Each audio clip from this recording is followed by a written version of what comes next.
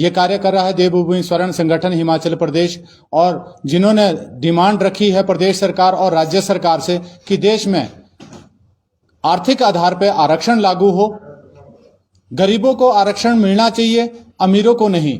क्योंकि आपने देखा होगा बहुत सारे लोग ऐसे हैं कि जो पीढ़ी दर पीढ़ी आरक्षण का लाभ ले रहे हैं, परंतु साथ में हमारे बैठे जो गरीब है, किसी भी वर्ग से है, चाहे वो अनुसूचित जाति वर्ग से है या किसी भी वर्ग के हैं, उन लोगों को आज तक भी लाभ नहीं मिल पाता।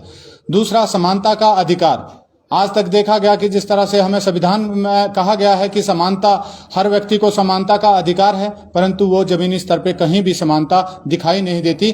यहाँ पे बड़े लोगों के लिए अलग कानून है, छोटे लोगों के लिए अलग कानून है, अलग जाति के लिए अलग कानून है। तो हमारा मानना है कि हम केंद्र सरकार, राज्य सरकार से निवेदन करें और आपके द्वारा उस आवाज को मजबूत तरीके से उठाएं कि देश में एक कानून, समानता का व्यवस्था होनी चाहिए, एक कानून की व्यवस्था होनी चाहिए। इसी प्रकार से हमने किसानों के बात की। किसानों के लिए हमने रखा है कि 3,000 रुपया प्रोत्साहन राशि उसको दी जानी चाहिए, क्योंकि हमारे किसान का आज तक किसी भी पार्टी ने भला नहीं किया है। बहुत सारे राजनीतिक दल आए जिन्होंने किसानी के ऊपर उन्होंने घोषणाएं की और किसानों के नाम पे उन्होंने राजनीतिक दल बनाए, परंतु आज भी हमारे किसान दिन प्रतिदिन बदतर होते जा रहे हैं। किसान के खेती बाड़ी छोड़ के बाहर दूसरे देशों में विस्थापित हो रहे हैं और बहुत सारे किसान अपना आत्मदाह कर लेते हैं, जिसकी वजह से हमारे जो एक रीढ़ की हड्डी कही जाने वाली चीज है, और भारत देश को कहा ही किसान का देश है, और जहां पे किसान सबसे सर्वप्रथम व्यक्ति माना जाता था, वहां पे आज के टाइम में हमारे किसान खेतीबाड़ी छोड़ के अन्य जगह विस्थापित हो रहे हैं। तो हमारा मानना है कि राज्य सरकार और केंद्र सरकार इस पे विचार और मंथन करे, क्योंकि आने वाले समय में आंदोलन के बाद बहुत उग्र बहुत सारी चीजें होने वाली होगी यदि सरकारें इन चीजों पे नहीं करती। क्योंकि आपने देखा होगा